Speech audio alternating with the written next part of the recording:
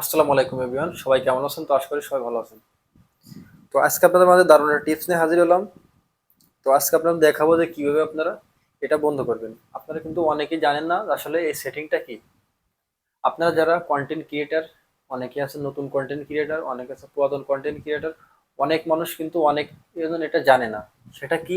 সেটা হচ্ছে ফেসবুকের যে ভিডিওগুলো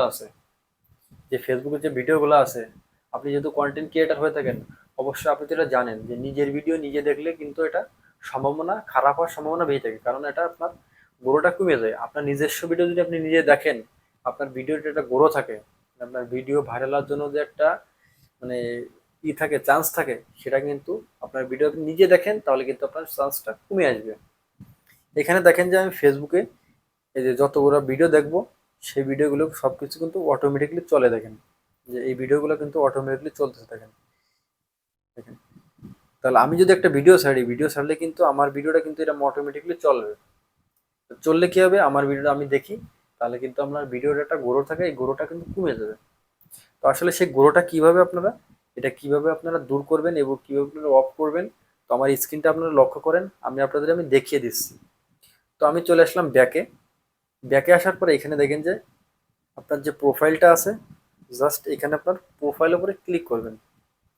ক্লিক করার পরে এখানে দেখেন যে সেটিং অপশন আছে, জাস্ট এখানে আপনারা সেটিংয়ে চলে আসবেন। সেটিংয়ে চলে আসার পরে এখান থেকে স্ক্রল করে চলে যাবেন নিচে। নিচে যাওয়ার পরে এখানে কিন্তু অনেকগুলো সেটিং আছে। এখানে আপনি যদি নতুন হয়ে থাকেন, অবশ্যই কিন্তু এটা আপনি জানবেন না আসলে সেটিংটা কোথায়। অনেকেই কিন্তু পুরাতন হয়ে কিন্তু এটা জানে না। তো চলেন, মজার একটা বিষয় আছে, সেটা হচ্ছে যে মিডিয়া। এখানে দেখেন যে মিডিয়া অপশন আছে। মিডিয়া অপশন আসার পরে এখানে দেখেন যে অনেকগুলো অপশন আছে। একটা অপশন। এখানে দেখেন যে অনেকগুলো অপশন আছে। এখন আপনি অফ করবেন কোনটায় কোনটায় সেটা আপনাদের আমি দেখে দিচ্ছি। তো আপনারা ভিডিওটা কন্টিনিউ দেখতে থাকবেন, কোনো স্কিপ করবেন না। এখান থেকে মাঝ থেকে যদি একটা গ্যাপ আপনারা চলে যান, তাহলে কিন্তু এই গ্যাপটা যদি চলে যায় তাহলে কিন্তু আপনি এখান থেকে কিছু বুঝতে পারবেন না।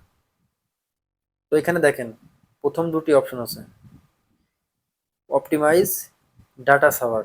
এখানে কিন্তু আপনার প্রথমে কি করতে হবে, ডাটা সাভার যেটা আছে এটার উপরে ক্লিক করতে হবে। এবং দেখেন দ্বিতীয় ধাপে দেখেন তিনটি অপশন আছে। প্রথম আছে ওয়ান মোবাইল ডেটা ওয়াইফাই, এবং দ্বিতীয় নম্বর আছে দেখেন ওয়ান ওয়াইফাই অনলি, এবং তৃতীয় নম্বর আছে নেভার। এখানে আপনি কোনটা সিলেক্ট করবেন?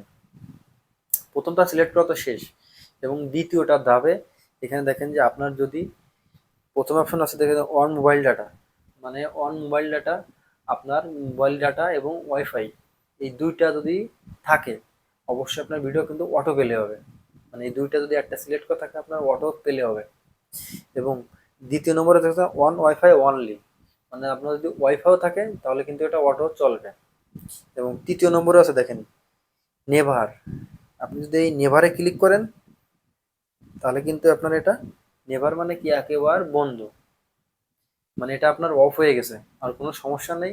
এখন আপনাদের আমি স্ক্রিনে দেখাচ্ছি। দেখেন আমি দেখে চলে আসলাম। এখানে দেখেন যে আগে যে ভিডিওগুলো আমি দেখছি সেই ভিডিওগুলো কিন্তু অটোমেটিকলি চলেছে। এখন দেখেন একটা ভিডিও কিন্তু অটোমেটিকলি চলবে না। চলে? চলে না। এখন যদি আপনি এর উপরে ক্লিক করেন তাহলে কিন্তু এটা চলবে, আর ক্লিক না করলে কিন্তু আপনার এটা চলবে না।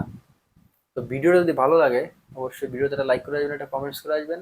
আর অবশ্যই অবশ্যই যারা এই ভিডিও এখনো দেখে নাই তাদের মাঝে ছড়িয়ে দিবেন, মানে শেয়ার করতে ভুলবেন না। ধন্যবাদ সবাইকে, ভালো থাকেন, সুস্থ থাকেন।